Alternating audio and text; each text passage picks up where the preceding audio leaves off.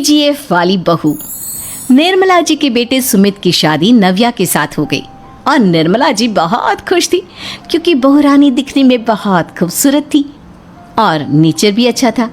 निर्मला जी का बहुत अच्छे से ख्याल रखती थी, कभी किसी से झगड़ा नहीं करती थी। लेकिन निर्मला जी की बहू में कुछ तो अनोखा था और वो ये था कि केजीएफ मूवी देखने के बाद केजीएफ मूवी के हीरो की बहुत बड़ी फैन बन गई थी और बस हर वक्त उसे ही कॉपी करने की कोशिश करती रहती। बस एक यही आदत की वजह से निर्मला जी को कभी कभी उस पर गुस्सा आ जाता। बाकी सब कुछ ठीक था। सुमित बेटा, तुम नव्या को समझाने की कोशिश क्यों नहीं करते?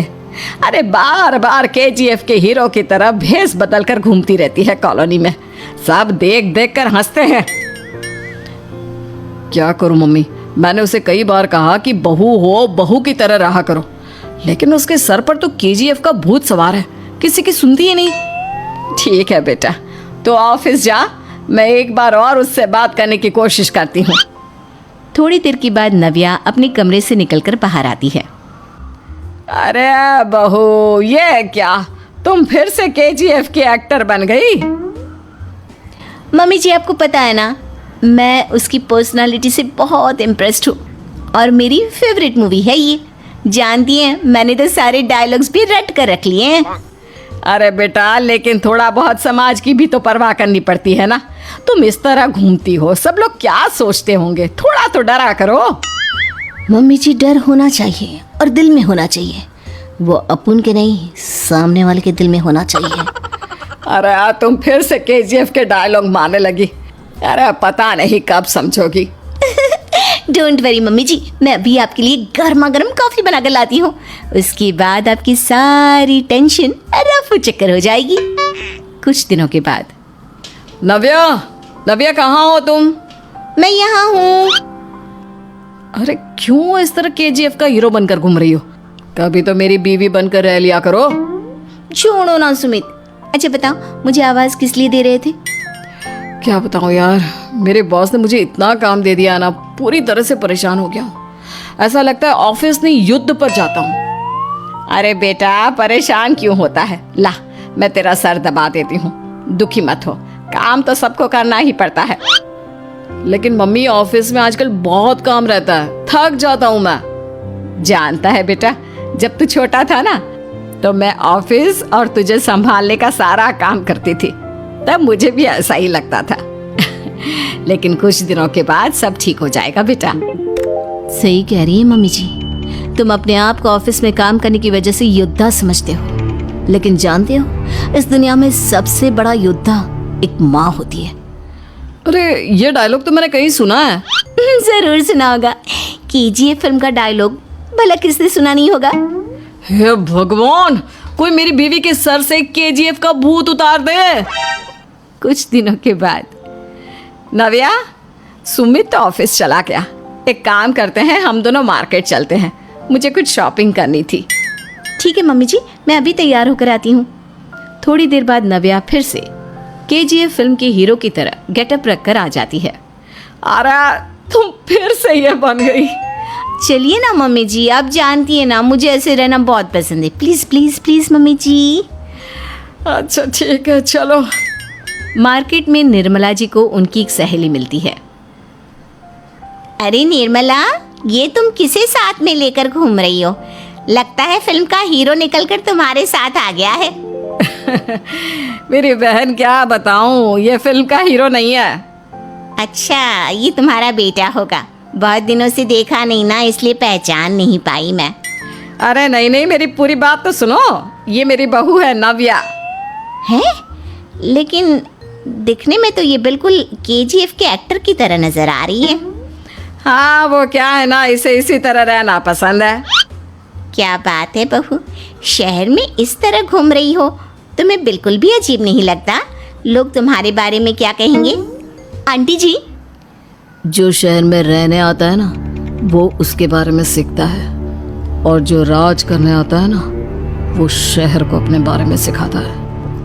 और मैं इस शहर को अपने बारे में सिखा रही हूँ। अरे ऐसा ही कुछ तो केजीएफ पिक्चर के हीरो ने भी बोला। पति, पत्नी और नौकरानी। शीतल और अभिमन्यु की शादी को 5 साल हो चुके थे, लेकिन अभी तक उनका कोई बच्चा नहीं हुआ था। इसकी वजह से शीतल और अभिमन्यु परेशान रहते थे, लेकिन उन दोनों से ज्यादा परेशान थी शीतल की सास, यानी अभिमन्यु की माँ जानकी देवी। जानकी देवी चाहती थी कि जल्दी से जल्दी उनकी गोद में पोता या पोती आ जाए, और इसीलिए वो अपनी बहू शीतल को लेकर एक दिन हॉस्पिटल पहुंची। डॉक्टर मैडम, जरा ठीक से चेक करके बताइए ना, कई बड़े बड़े डॉक्टर को दिखाया है, लेकिन मेरी बहू माँ ही नहीं बन पाती। मैंने शीतल को बहुत अच्छे से चेकअप किया है। देखिए, बात यह है कि शीतल के अंदर माँ बनने की कैपेसिटी नहीं है। ये आप क्या कह रही हैं डॉक्टर साहब? कोई तो इलाज होगा ना, कोई दवाई दे दीजिए। देखिए, कुछ प्रॉब्लम ऐसी होती है जिनका कोई ट्रीटमेंट नहीं होता। आई एम सॉरी टू से, लेकिन शीतल कभी माँ नहीं बन सकती, क्योंकि उसके यूट्रस में अंदर से ही कुछ प्रॉब्लम है। घर आने के बाद क्या हुआ माँ? कहाँ लेकर गई थी आप शीतल को? अरे कहाँ लेकर जाती, डॉक्टर मैडम के पास ले गई थी, लेकिन तेरी बीवी तो कभी माँ बन ही नहीं सकती। मम्मी जी, इसमें मेरी क्या गलती? अगर अंदर से कोई प्रॉब्लम है तो उसमें मैं भी कुछ नहीं कर सकती। जानती हूँ, ये बात डॉक्टर के मुंह से सुन चुकी हूँ। अब दोबारा मेरे सामने इस बात का गाना मत गा। अरे माँ, परेशान होने की जरूरत नहीं है, हम सोचते हैं ना कुछ। अरे क्या सोचेगा तू? जब डॉक्टर कह चुका है कि तेरी बीवी माँ नहीं बन सकती, तो बता क्या सोचेगा तू? कहाँ से लाएगा बच्चा? माँ, ये तो मैं भी नहीं जानता। अभिमन्यु, क्यों ना हम अनाथ आश्रम से एक बच्चा गोद ले आए? क्या फर्क पड़ता है बच्चा हमारा हो या गोद लिया हुआ? हाय, बड़ी बातें बनाने वाली, क्या फर्क पड़ता है? अरे क्यों फर्क नहीं पड़ता? मुझे इस वंश को आगे बढ़ाने के लिए मेरे बेटे का खून चाहिए, किसी दूसरे का नहीं।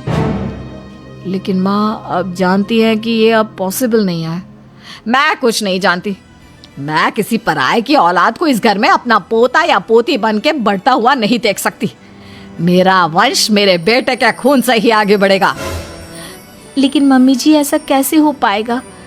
आप अच्छी तरह जानती है ना, मेरा और अभिमन्यु का बच्चा नहीं हो सकता। तो मैं अपने बेटे की दूसरी शादी करवाऊंगी, और अपनी दूसरी बीवी से ये मुझे बच्चा पैदा करके देगा। ये आप क्या कह रही हैं माँ? मैं किसी और से शादी नहीं करने वाला। मेरे रहते हुए आप अभिमन्यु की शादी किसी और से करवाएंगी? मम्मी जी, आप ऐसा कैसे कर सकती हैं? तू बस देखती जा बहू, मैं ऐसा कैसे कर सकती हूँ। कुछ दिनों के बाद, अभिमन्यु, मैंने तेरे लिए लड़की ढूंढ ली है। माँ, मैं आपको कितनी बार समझाऊं, मुझे किसी से शादी नहीं करनी है। पहले मेरी बात सुन। ये जो चमेली है ना, हमारे घर में काम करने आती है, वो तुझसे शादी करने के लिए तैयार है। मम्मी जी, आप अभिमन्यु की शादी एक नौकरानी के साथ करवाएंगी? वो इसलिए क्योंकि चमेली दिखने में बहुत खूबसूरत है, बच्चा भी सुंदर ही होगा। मम्मी जी, लेकिन एक बच्चे के लिए अपने बेटे की शादी नौकरानी के साथ करवाना, क्या ये सही है? अगर अभिमन्यु ने शादी नहीं की ना, तो मैं अपनी जान दे दूंगी। अब देख लो, अगर तुम्हें अपनी माँ की जान प्यारी है तो तुम्हें इस नौकरानी के साथ शादी करनी ही होगी। इस तरह जानकी देवी अपने बेटे अभिमन्यु की शादी नौकरानी चमेली के साथ करवा देती है। कुछ दिनों के बाद, नौकरानी से मालकिन बन के तो मजा आ गया, अब तो मैं इस घर की मालकिन हूँ। देखो, अपने आप को ज्यादा मालकिन समझने की कोशिश मत करो। एक बार तुम्हारा और अभिमन्यु का बच्चा इस दुनिया में आ जाए, उसके बाद तुम इस घर से हमेशा के लिए चली जाना। अरे जाओ जाओ, किसी और के आगे बातें बनाना। एक बच्चा तो पैदा नहीं कर सकी, बढ़िया आई। जाओ जाकर मेरे लिए कॉफी बना कर लाओ। नौकरानी मैं हूँ या तुम? मम्मी जी, देखिए ना शीतल मुझसे किस तरह से बात कर रही है। शीतल, तुम्हें पता है ना चमेली प्रेग्नेंट है, मेरे बेटे के बच्चे की माँ बनने वाली है। वो जैसा कहती है वैसा करो। लेकिन मम्मी जी, वो मुझे नौकरों की तरह ट्रीट कर रही है। अरे तो करेगी ना, वैसे भी बहू तुम हो किस काम की, एक बच्चा तो पैदा नहीं कर सकती। जाओ अब घर के सारे काम करो और चमेली को आराम करने दो। थैंक यू मम्मी जी, भगवान आपका भला करे। आप नहीं होती तो मैं नौकरानी से महारानी कैसे बनती?